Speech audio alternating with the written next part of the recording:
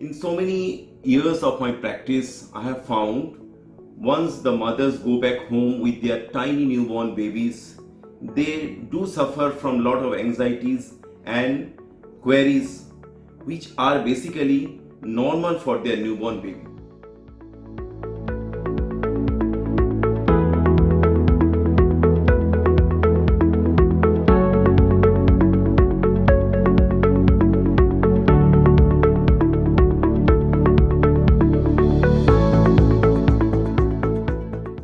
Hello viewers, once again I am here, myself Dr. Surojit Chhatra, consultant pediatrician and neonatologist from Neotia Bhagirathi Hospital, Road Street.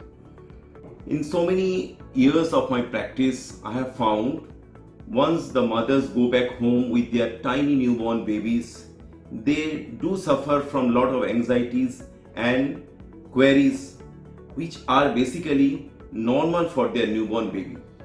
But I felt it's very pertinent and significant to discuss these basic issues so that it doesn't create confusions amongst the mothers. Firstly, breastfeeding.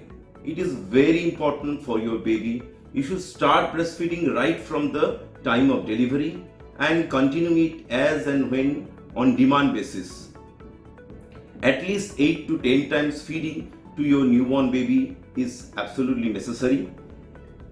One thing is very important, that the moment baby cries and refuses to take baby breastfeeding from the mother, mothers jump to top feedings, which is absolutely unethical. Sometimes the position of the baby to the mother's breast is very important. You should place the baby properly at the level of your chest. If you are feeding the baby in sitting position, or you can feed the baby in sideline position, baby's lips to be wide open and should suckle on the areola, not only on the nipple, which causes pain to the mother's nipple. So if you can position your baby properly to the mother's breast, definitely it will get established within 5 to 7 days of time. Initially a thin colorless fluid comes which is called colostrum, which is equally effective as like breastfeeding, and you should honor that milk to the baby. Now, diet of the mother again is a matter of confusions. Take it from me, the mother should be on a very healthy, balanced diet. There is nothing much of restrictions in the mother's diet except few seafood items or caffeines.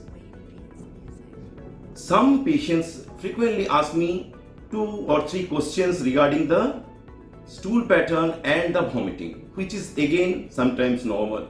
Newborn babies do pass a lot of times messy, semi-formed, varieties of colors of stool, which is again a normal finding for a newborn baby. In due course, it actually gets established. Again, vomiting, another matter of confusion for the mother. Newborn babies sometimes can throw up milk, which is called paucity, regurgitation of milk, which is very common. You should take the baby on your shoulder and gently tap the baby's back, which is called barping. You can do it on a sitting position on the baby's back as well, which will reduce the amount of vomiting also. Now, massaging of the baby. It is again not much of medical help to the baby. It actually soothes the baby, makes the baby calm and quiet. If you want, you can just give a gentle massage to the baby's arm and soul, not on the face and head.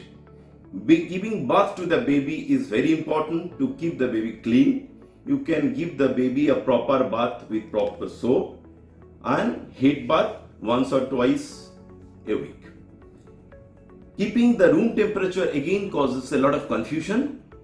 Normally the recommended temperature of the room is around 27 to 28 degree centigrade, and this temperature you can maintain by running the AC or the fan.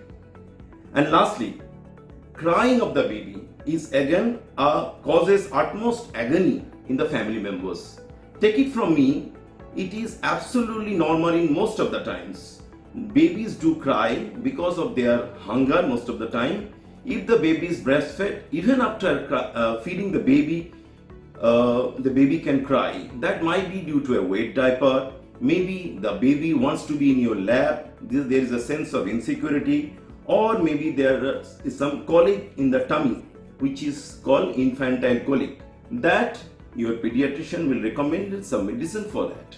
So I think this basic knowledge, if you have there in your mind, it will help you to upbring your newborn baby without any confusion and will lessen the number of medicine uses to your baby.